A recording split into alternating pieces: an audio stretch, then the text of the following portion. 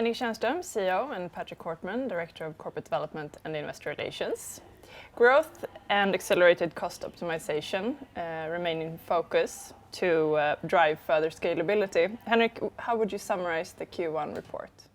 That's a very encouraging quarter. We're showing that we're on the return to strong profitability also in the Dutch market already now after sort of 6 months into the process, or 9 months now after the quarter. And it's been really strong development both on revenues up 24% as reported, and especially EBITDA, underlying EBITDA more than doubling to 49.4 million pounds. So that's a really strong development for the quarter. And the Netherlands is continuing very strongly. It's showing a stellar performance, and in the Q1 the gross contribution margin was close to group average.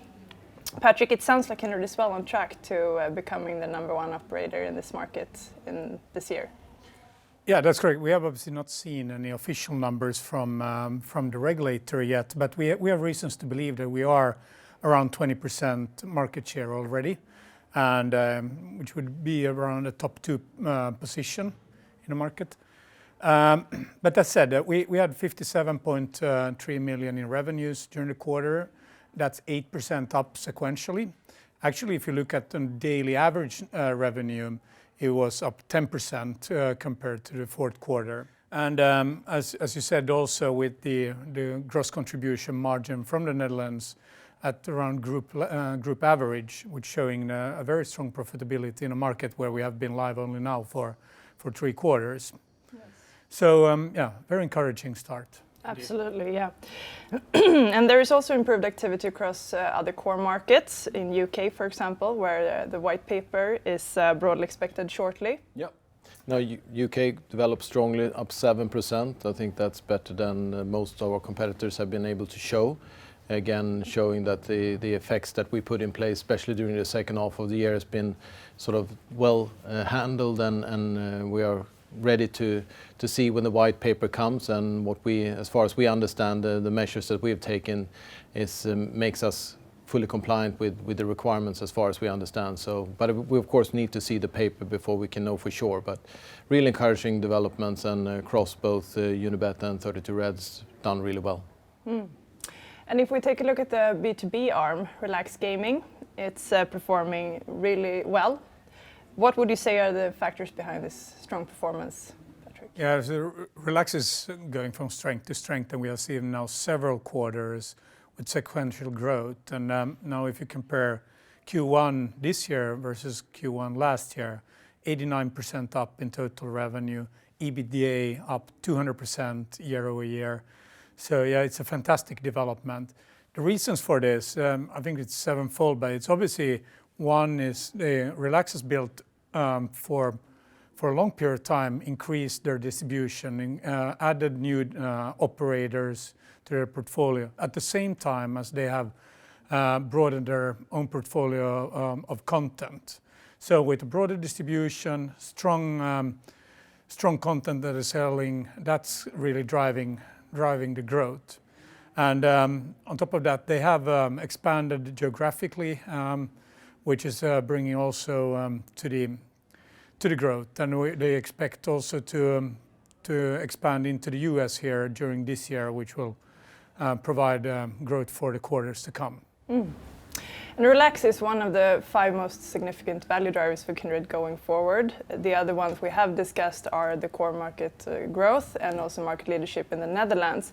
But if we take a look at the remaining 2, the KSP, Kindred Sportbook Platform, and also North America, what can you say about those 2? KSP continues well on track for first market test launch now towards the end of this year, which is completely in line with the plan that we had for long term now, and we're executing well on according to that, and we see material financial benefits coming on the back of KSP, especially when we start to roll out sort of from 25, when we expect to hit break even, and then we will start to reaping the benefits. So in a sense, the margin improvement, full margin improvement from KSP will only come sort of beyond the current financial targets horizon, but it's of course a long-term investment that we are very confident and to see both from financially and strategically logics for us to do that one.